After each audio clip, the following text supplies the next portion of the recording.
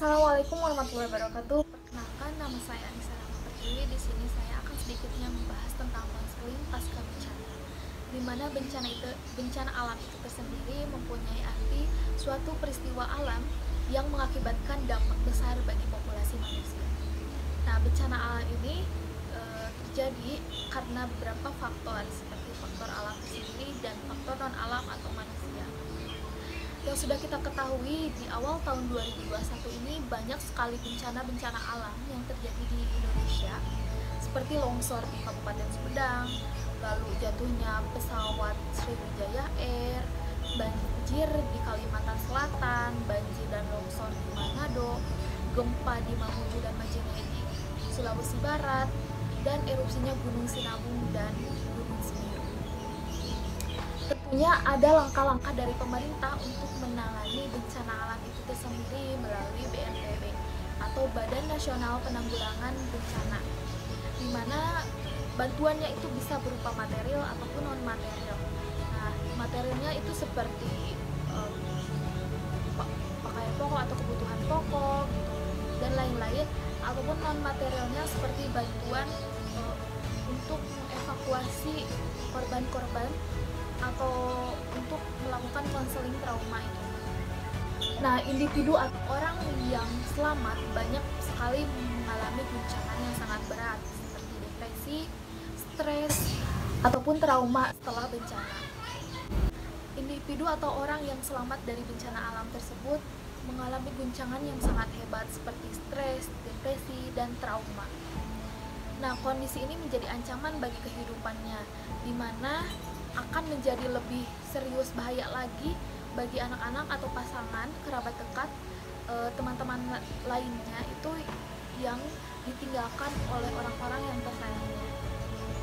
Mereka membutuhkan layanan untuk kesehatan mentalnya, untuk menstabilkan emosionalnya, dan optimisme untuk memulai kehidupan barunya setelah kehilangan material ataupun orang-orang tersayangnya dalam kehidupannya itu.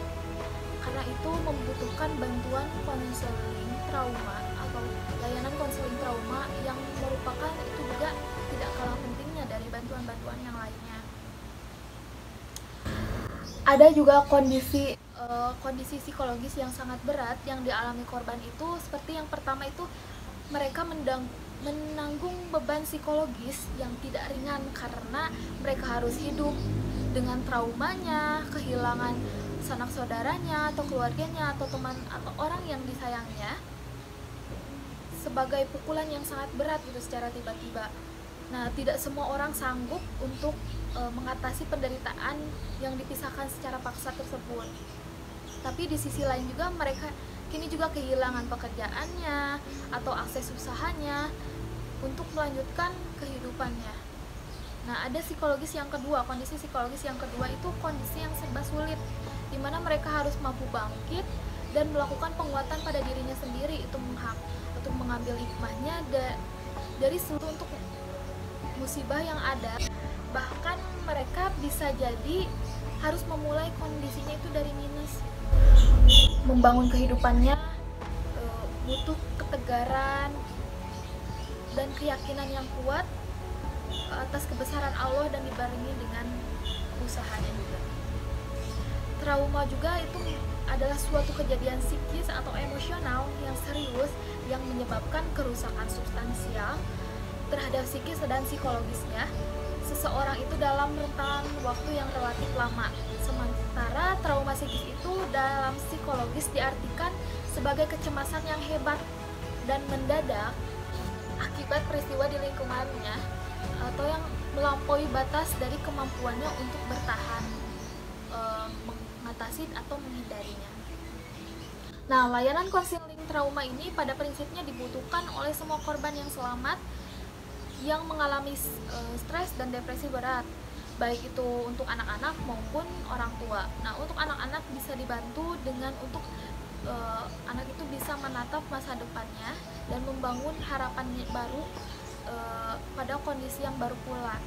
Nah, untuk bagi orang tua itu, layanan konseling trauma itu membantu mereka memahami dan menerima kenyataan baru untuk selanjutnya dapat melakukan kehidupannya baru setelah tragedi yang terjadi.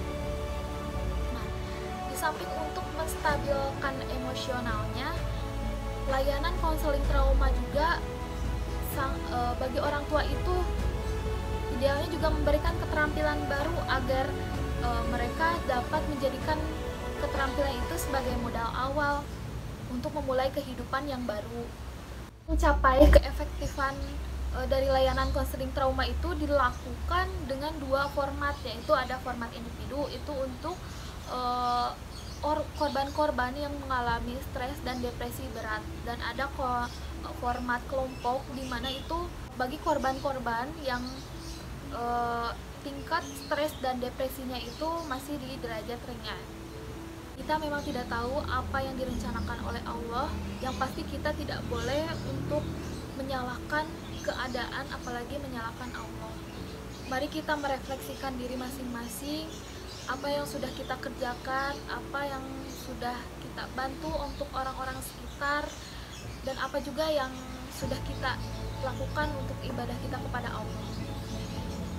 Nah, hikmahnya itu kita bisa menambah ibadah kita, menambah doa kita kepada Allah agar dijauhkan dari segala musibah yang ada. Dan tentunya hikmah yang lainnya itu dari musibah-musibah yang ada itu masyarakat itu tidak berleha-leha, malah mereka saling gotong royong, terus peka terhadap lingkungan, saling membantu ketika adanya musibah-musibah itu.